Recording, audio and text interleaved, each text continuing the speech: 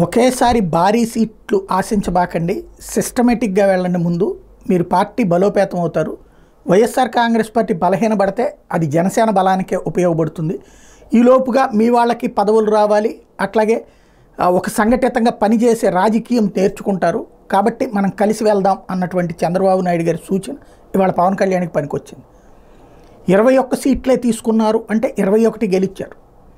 2 ఎంపీలు తీసుకున్నారంటే 2 గెలిచారు. తద్వారా ఒక బలమైనటువంటి శాసనసభాపక్షమైంది. రెండో పక్కన ఇవాళ వైఎస్ఆర్ కాంగ్రెస్ పార్టీ వీక్ అవుతుంటే వీళ్ళందరూ ఎక్కడికి పోతున్నారు? తెలుగుదేశం ఖాళీ లేదు, ఇప్పటికే ఓవర్లోడెడ్. దెన్ జనసేన వైపు.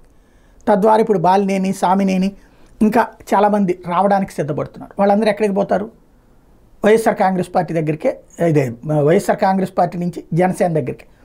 తద్వారా కలిసి వచ్చే కాలం వస్తే నడిచొచ్చే కొడుకు పుడతారన్నట్టు రాబోయే రోజుల్లో ప్రతి నియోజకవర్గంలో జనసేన బలోపేతం కాబోతోంది.